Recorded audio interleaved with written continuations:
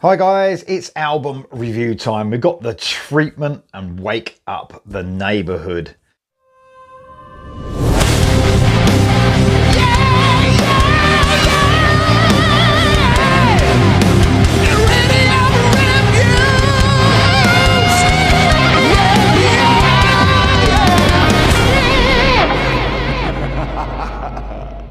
This album's coming out on the 10th of May on Frontiers Records. Thanks for the label for sending me it. Okay, these guys are a brilliant hard rock band from Cambridge in the UK. It's their 6th album. Their last album was Waiting for Good Luck, which came out in 2021. 11 tracks of pure rock and roll. That's what we've got here. This is a rock and roll band that is one of the most consistent bands out there. For sure. Every album just hits the mark for sure. They've got a lot of influences throughout their music. And they're one of these bands that are proud to, even name drop their influences as they do on this album. It's great to hear, a band say, you know what, we're a rock and roll band and we love this type of music and it's in our music. That's just, I love that when you hear that because it's honest. And that's what this band sounds. It sounds like an honest album from beginning to end, to tell you the truth. So who are their influences? Well, I would say, AC/DC, although, I think earlier on in their career, a bit more towards AC/DC. I think they sort of got some more influences coming through on this album than they ever have. Thin Lizzy, I would say, and Def Leppard, but classic Def Leppard. We're not talking the Def Leppard of now, we're talking the Def Leppard of the first 3 albums for sure. This album almost feels like, from front to back, like an ode really to all those bands that have given us so much pleasure over the years, and has made rock and roll what it is today. But of course, The Treatment are a force of nature within themselves. It's only today on another video, I spoke about another band and said they sound like The Treatment. But so that's good when you get to that stage when you can name The Treatment as an influence. I think that's how good they are. They seem to have more of a live feel on this record. Drum sound is playing a big part in that. It sounds a bit different than their previous albums. I was actually trying to find out who produced the album because I know that Kevin Shirley produced the last albums. I wasn't sure who it is on this one. I tried this morning for about half an hour to find out who produced the album and I couldn't find any info, but that's fine. That's fine. All I can say, it doesn't matter who produced it as long as it sounds good and it sounds brilliant.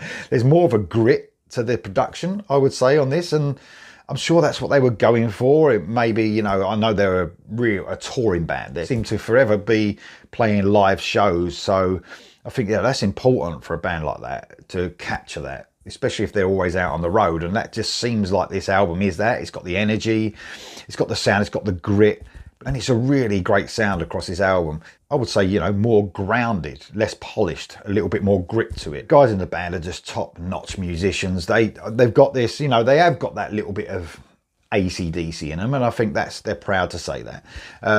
So what you need when you've got that in you need to have groove and to be so tight when you do those, especially when you do those sort of songs, and this band just pull it off brilliantly every time.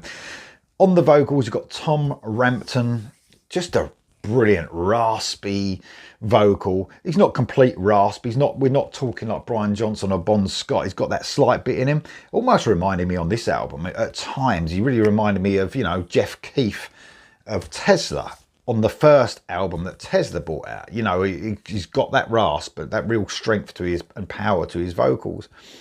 Great vocals. I love his vocals. Drums, you've got Danny Mansworth, and on the bass, you've got Andy Wilburn. Yeah, like I said, rhythm section, man. It's just brilliant across this. It's so tight. This is rock and roll, but it's so tight. It's played so well, and these guys just smash it out of the park.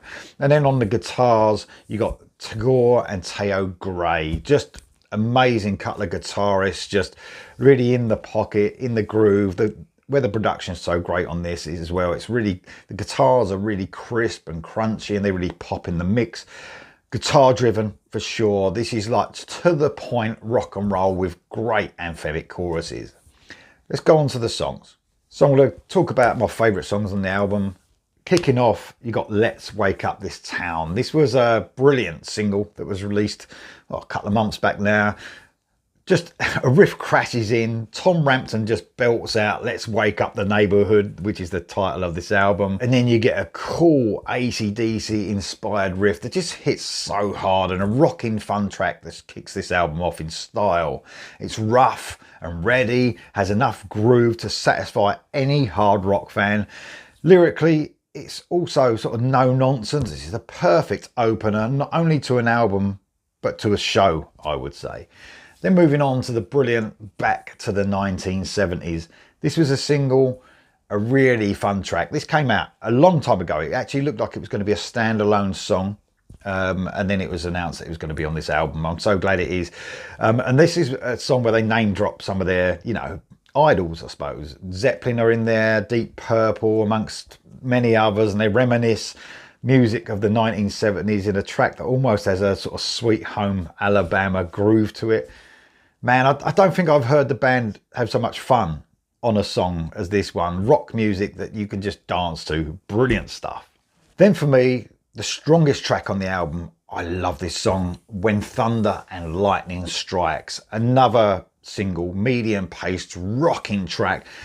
A standout track that just hits so fucking hard. It's so fucking good, man. As the band sort of inject a real epic feel with a heavy riff that sort of has some slight Eastern melodies to some of the guitar work. They step it up another gear in the solo section and really up the ante as well. For me, one of the best tracks the band have ever written.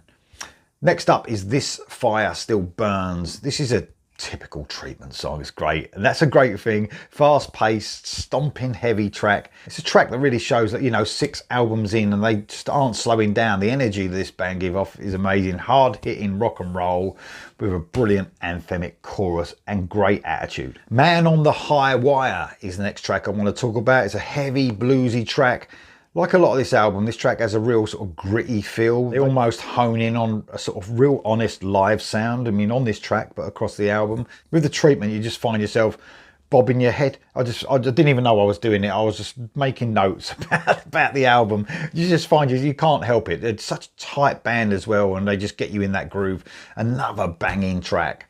I Can't Wait No Longer is the next track I want to talk about. This is a great ballad, man. That almost has a Aerosmith feel to it, but without being too sugary, you know, in their 80s period. A bit bluesy in nature, a song that has a lot of heart, a track that sort of shows they're not all just about rocking out, which they're so good at anyway, but they can hit hard emotionally too.